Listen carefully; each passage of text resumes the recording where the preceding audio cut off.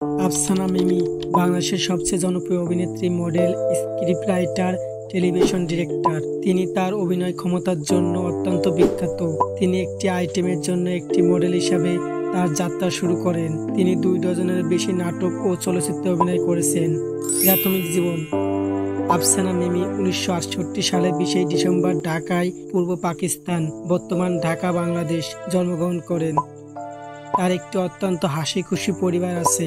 যাই হোক, তার বাবার নাম সৈয়দ ফজলুল করিম। তিনি পানি উন্নয়ন বোর্ডে চাকরি করতেন। মা শিরিন আফরোজ সাংস্কৃতিক কর্মকাণ্ডের সঙ্গে যুক্ত ছিলেন। আফসানা মিমির উচ্চতা 5 ফুট 1 ইঞ্চি। এই অভিনেত্রী পড়াশোনা করেছেন ঢাকা বিশ্ববিদ্যালয়ে, আর তিনি ঢাকা বিশ্ববিদ্যালয় থেকে ইংরেজিতে সাহিত্য সম্পন্ন করেন। ব্যক্তিগত জীবন। আফসানা মিমি 1995 সালে গাজী রাখায়েতকে বিয়ে করেন এবং 1996 সালে তাদের বিবাহ বিচ্ছেদ হয়। কর্মজীবন।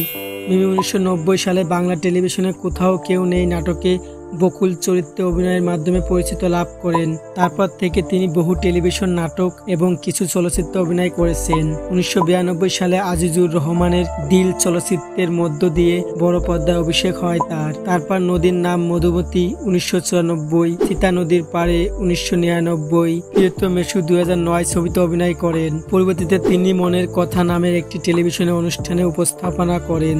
2013 সালের সেপ্টেম্বর অনুযায়ী তিনি মোহাম্মদ জাফর ইকবালের গল্প ক্যাম্প অবলম্বনে নির্মিত চলচ্চিত্রে পরিচালনা করেন। ইনকাম। তিনি আনুমানিক মাসে 20 থেকে 60,000 টাকা ইনকাম করে থাকেন। অনলাইনে তথ্য অনুসারে ইনার মোট সম্পত্তির পরিমাণ আনুমানিক 2 থেকে 4 মিলিয়ন। সেলিব্রিটিদের লাইফ স্টাইল, বিনোদন জগতের আপডেট নিউজ পেতে হলে আমাদের ওয়ার্ল্ড ফিল্ম ইউটিউব চ্যানেলটি সাবস্ক্রাইব করে রাখুন। ধন্যবাদ।